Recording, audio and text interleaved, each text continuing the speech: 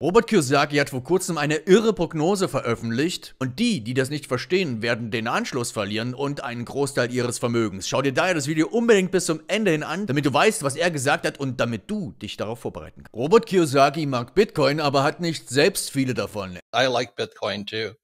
I just don't have that many. Er hat beobachtet, wie Bitcoin von 0 auf $60.000 pro Bitcoin anstieg. I watched it go from 0 to 60. Und Robert Kiyosaki investiert in Bitcoin, als der Preis bei Bitcoin bei $6.000 pro BTC lag. It hit 20, then it retraced down to like 0 or something. So it's gone.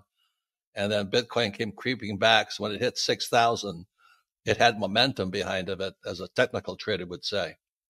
So I loaded up at 6,000. So I missed quite a bit of it. Und mittlerweile besitzt Robert Kiyosaki etwa 70 Bitcoins. But I'm still happy I got about 70 Bitcoin now. Und würde aber gerne noch mehr haben. But I'd like to get more, obviously. Fakt ist, laut Robert Kiyosaki betrügen uns die Banken. Wir arbeiten hart, legen unser Geld auf die Bank und genau dort wird es uns genommen. It says the banks rip us off.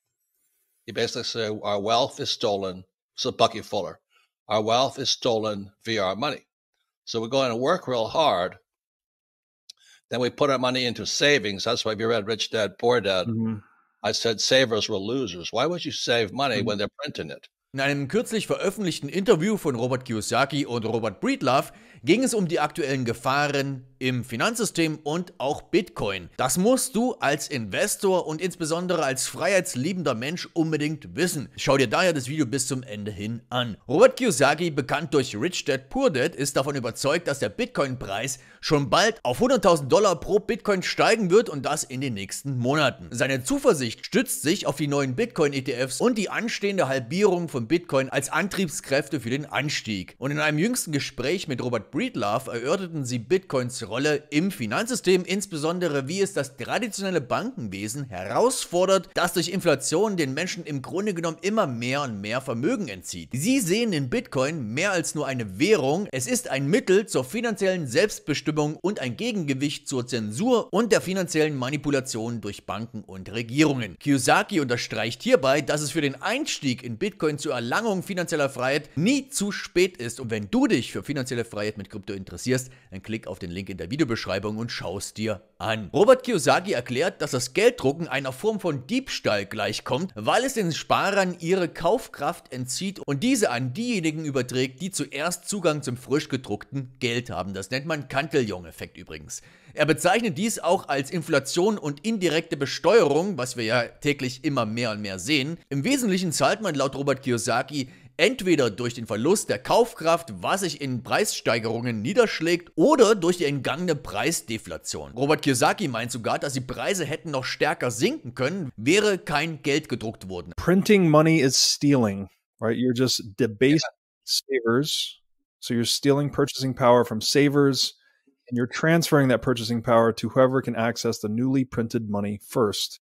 This is called the law. But it's also inflation and taxation. That's right. All that goes on. So essentially, you could say it like this. You're either stealing through purchasing power loss, so people are paying for this in the form of price increases, or even if prices go down, when there's money printed, they're going to have foregone price deflation. Prices should have gone down even further had there not been money printing. So you're either paying for it as price inflation or foregone price deflation, but there's no equitable benefit whatsoever to the printing of money. It is purely a transfer of purchasing power from savers to those who can print money. Das heißt also, die Geldschöpfung bringt keinen gerechten Vorteil, sondern es ist ein Transfer von Kaufkraft von den Sparern zu den Geldschöpfern. Und Robert Kiyosaki argumentiert ebenfalls, dass in einem echten Kapitalismus die Preise fallen und nicht steigen und steigen und steigen sollten. Ähnlich wie bei einer Überproduktion, die im Grunde genommen den Preis dann sinken lässt. Er sieht Inflation nicht als Fehler des Kapitalismus, sondern als Ergebnis marxistischer Politik, die immer mehr Geld drucken und immer mehr Umverteilung wollen. This whole thing here of true capitalism, prices should be coming down. Yes. Not going up. Like when a farmer goes out there and plants cabbages, you know, if he produces a lot of cabbage, the price of the cabbage comes down, not up. Of course. So every time I see inflation and people going on, they blame the capitalists, it's really not the capitalists No. who are the problem. It's the Marxist. Und Robert Kiyosaki betrachtet die Zentralbanken, die Geld drucken, als Wurzel des Problems. Er sieht das als eine Art von monetären Kommunismus, der gegen die privaten Eigentumsrechte der Sparer verstößt. Und er vergleicht ebenfalls Geld mit Aktienzertifikaten, die einen Anteil am Kapital eines Unternehmens repräsentieren, und argumentiert ebenfalls, dass niemand eine elastische Aktienurkunde akzeptieren würde, die andere nach Belieben drucken könnten. Das heißt, die Geldschöpfung verletzt seiner Meinung nach die Eigentumsrechte und ist eine Form des Diebstahls. So central banking, which is the currency counterfeiting cartel that prints all this money and uses the insidious tax of inflation to confiscate people's wealth. This is actually measure number 5 in Marx's 1848 manifesto to the Communist Party. So it's no exaggeration to say that central banking is monetary communism or monetary socialism, to be more general. It's an aggression against the private property of savers. So it's an anti-capitalistic institution to the core.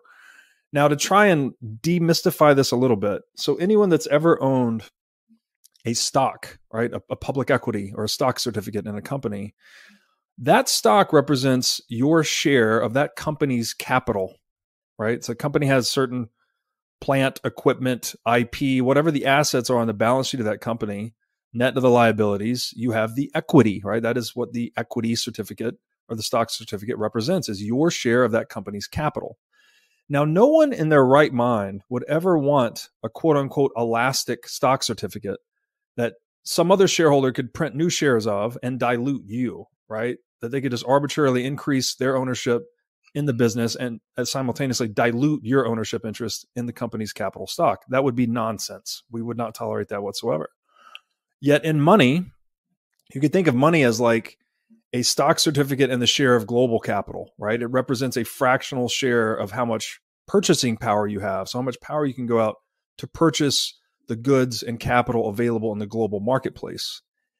If one quote unquote shareholder can print themselves new shares of money to enrich themselves and debase you, that is as asinine as having an elastic stock certificate. That one shareholder class can print themselves new shares and debase another. So it's to your point about being anti-capitalistic, it's nonsense, right? Like to have capitalism, you need ownership and strong private property rights. Printing money is a violation of private property rights. That's like somebody coming and taking a part of your lot away. You say, exactly, one third of this acre is mine now. That's right. So, and it's one of the reasons I don't buy stocks, because I've issued stocks. I'm a entrepreneur, and we printed them all the time. It was completely debasement. You know what I mean? We just printed more shares of stocks. Robert Kiyosaki kritisiert zudem das aktuelle Finanzsystem und dass die Reichen immer reicher werden und die Armen immer ärmer. Right. What I'm saying with the printing of money is that it's not proportionate whatsoever. There's one group that's expanding their ownership and they're diluting another group. So central bank shareholders expand their purchasing power at the expense of savers or users of the currency. Correct. So it's a totally rigged game. So again, so that's why Rich Dad said, you know, they're stealing our wealth via our money. Same Bucky Fuller said they steal our wealth via our money. That's right. And there's another thing called the quintillion effect. That's right. That the closer you are to those who print the money, the richer you get. What is a quintillion effect? It's exactly what I just described, actually. So those who receive the newly printed money first or earliest benefit at the expense of those who receive it later or last. So as money enters broader circulation, prices start to increase, right? Goods and capital get bid up. So those that are buying it at low prices before that money enters circulation and bids up prices are benefiting. They're increasing their capital position at the expense of those that receive it later. So this is a simple way of saying this. Money printing is one of the primary means by which the rich get richer and the poor get poorer.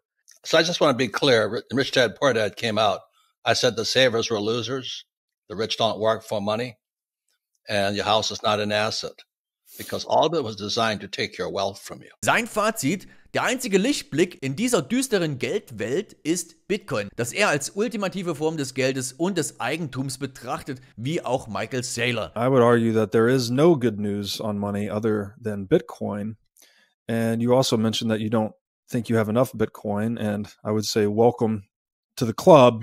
there's not a Bitcoiner alive that doesn't think they don't have enough Bitcoin. We all want more because it is basically the ultimate form of ownership or the ultimate form of money that has ever existed. Im Grunde genommen ist eines Fakt: Jeder, der Bitcoin besitzt, wünscht sich mehr davon, weil es im Gegensatz zu traditionellem Geld eine gerechte und unveränderliche Form von Wert darstellt. Robert Kiyosaki beschreibt Bitcoin als äußerst komplex und schwer zu verstehen, dass man ein grundlegendes Verständnis über viele Aspekte haben muss, um Bitcoin wirklich zu begreifen. Und trotz des tieferen Verständnisses einiger Experten bleiben die vollständigen Implikationen und die zugrunde liegende Technologie für viele schwer fassbar. Trotzdem sieht Kiyosaki Bitcoin als die stärkste Form des Privatbesitzes, die es je gegeben hat, die es den Eigentümern ermöglicht, vollständige Kontrolle über ihre Vermögenswerte unabhängig von externen Eingriffen zu haben. Robert Kiyosaki und Robert Breedlove sprechen ebenfalls über die Rolle der jüngeren Generation, die Bitcoin auf ein neues Niveau bringen wird, trotz der zu erwartenden Widerstände von Regierungen.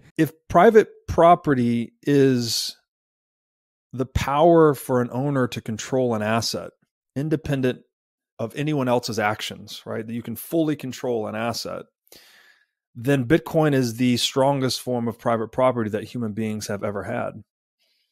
And the reason I want to go into it is because we're talking before we came on with Jeff Booth. Mm-hmm. There's a whole nother dimension to Bitcoin I never realized. Yes. And the thing I'm excited about is young guys like you who are already, I'm so old. I don't know what the web is, but you guys grew up in it. And from what I understand is young guys like you are going to take Bitcoin to a whole nother level. And I think that's what the old guys like me are saying. The government's going to come after you guys. Yeah, and that's what Bitcoin's designed for. This is money wrapped in military-grade encryption designed to be unstoppable. So there's no conceivable way to stop it. Bitcoin, umschrieben als mit militärischer Verschlüsselung gesichertes Geld, wurde entworfen, um unaufhaltsam zu sein, was es praktisch unmöglich macht, es zu stoppen. Und Robert Kiyosaki berührt die Aussicht, dass Bitcoin weit mehr als nur Geld ist und weist auf die Entwicklung einer unüberwindbaren Kommunikationsprotokollarchitektur hier hin, die auf Bitcoin aufbaut. Er diskutiert die Gerechtigkeit, die Bitcoin potenziell mit sich bringt, im Gegensatz zum traditionellen Währungssystem, dem Dollar, dem Euro und so weiter. And according to Jeff, it gets more fair. Yes. Right now, if you're not close to the Fed, you're not Janet Yellen's friend, you're out. That's right. So we come back, and it's going way too fast, but we'll get into, I'm going to ask some questions that Jeff put in my head, Jeff Booth. And then you can yay or nay them on all this stuff. But I'm understanding a whole other dimensions to quote unquote money via Bitcoin is just the start. So we come back with Robert Breedlove. We're talking more about why Bitcoin, and we make no recommendations. We're not saying you should buy it or not buy it. I buy it. But why you should at least entertain it. You should study it, I would argue.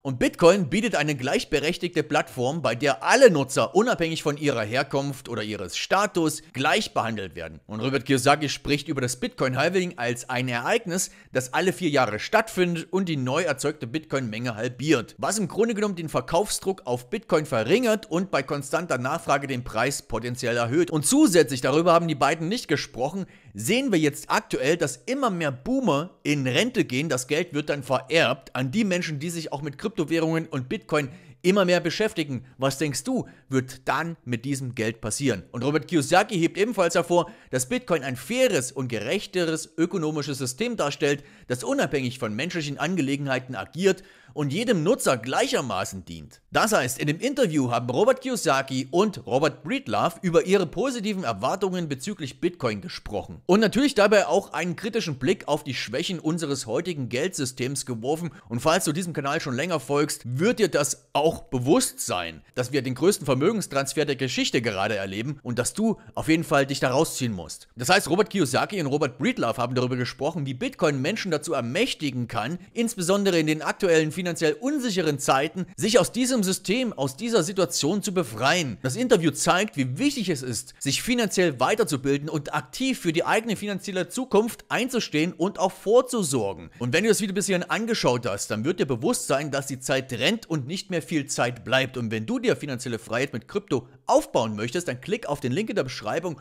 unterhalb des Videos und schau dir dann das Video an. Ich wünsche dir einen schönen Tag.